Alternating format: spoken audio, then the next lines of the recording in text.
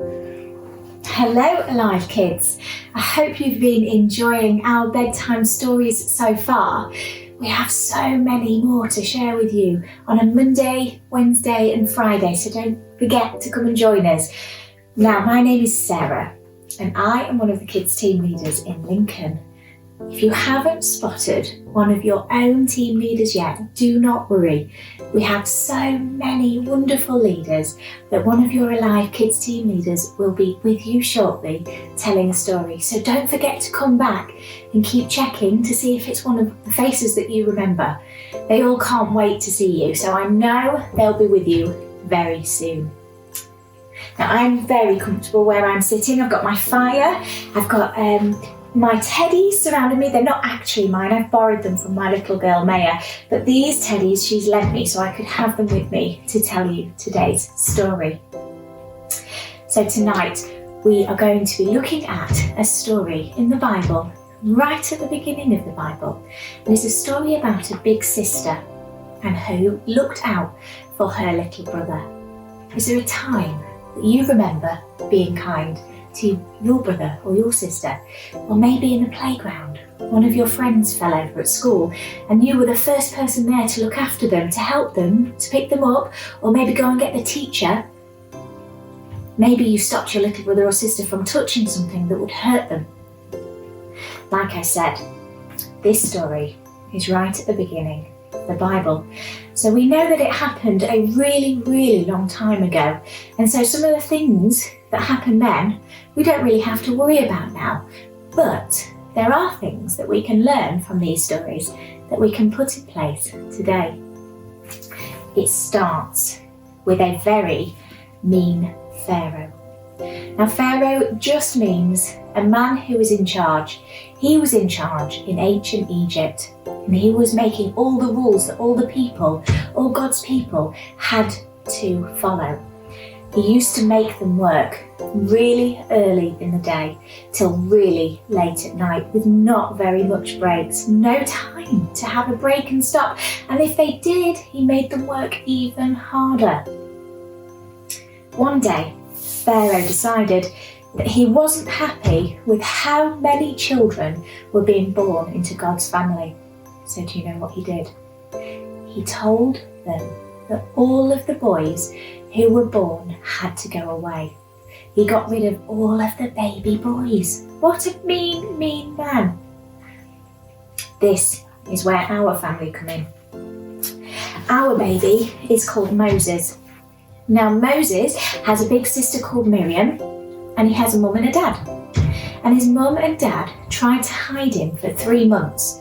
But after 3 months, he got quite big. He started crying really loudly. I bet if you've got a brother or a sister, you'd struggle to keep them quiet for very long. And this is what happened in our story. They really struggled to keep him quiet.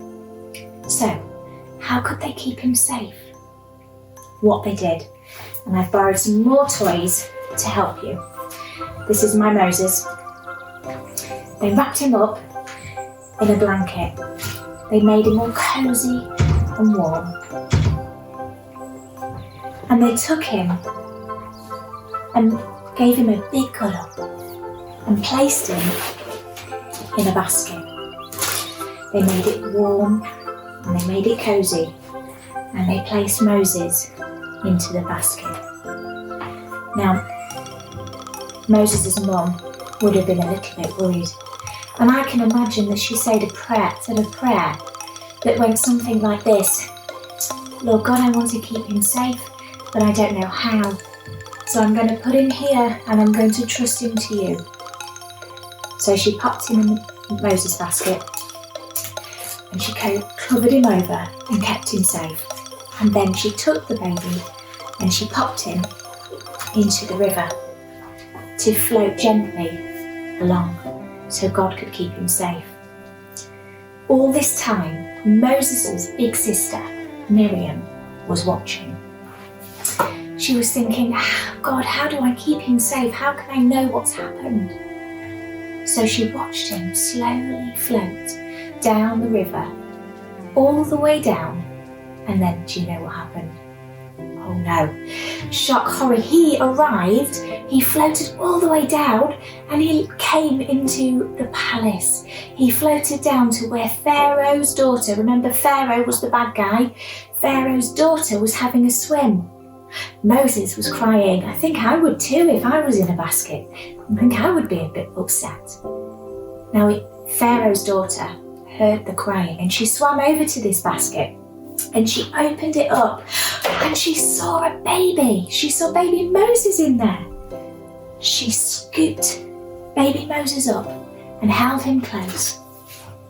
Miriam was watching, don't forget. All of this time she'd been running along to see what was going to happen to Moses. And she saw Pharaoh's daughter pick baby Moses up and hold him. She heard what she said next. Pharaoh's daughter said to Moses, I need to help keep you safe, but I haven't really got any time. I wonder how I can look after you. Now Miriam had an idea. What do you think she did? She thought, I know who would look after this baby well. And Miriam was so brave and she said to Pharaoh's daughter, she said, I think I know the perfect person to go and look after this baby. Do you think you know who she chose? Miriam, Moses' big sister, ran all the way back home. Mummy, mummy, mummy, guess what? I found baby Moses and he's safe. She explained the whole story to her mum and her dad, and her mum got the chance to run all the way back to the palace, and she said, I will help take care of baby Moses. I will look after him. So, do you see how in this story we hear about a prayer that was said to keep baby Moses safe? We hear how God heard that prayer and that a brave big sister who watched it all happen was able to know that God kept Moses safe. God answered that prayer, and Moses goes on to do some amazing things for God, but we'll learn about those another day. It makes me think of some things. Are there ever times in my life, or maybe even in your life, when sometimes we keep things to ourselves that we're not too sure about, we're a bit worried, or we're not sure how to make it work? When really, if we gave it to God, He would answer it for us, and He would help us to make some good choices and make some good decisions. I'm going to say a prayer now, and if you would like to join in, why don't you close your eyes? Why don't you snuggle up with your grown-up next to you on the sofa and say this together? Father God, thank you for always being there for us. Thank you for helping us to make great choices. And even when we're not sure, you're always there with us, guiding us and helping us out.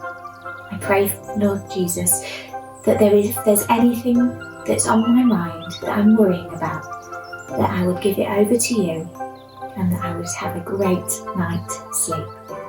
In Jesus' name, amen. Well, thank you for joining me for my bedtime story tonight, and I hope that you join us again on Wednesday and on Friday for the next stories. I'll see you soon.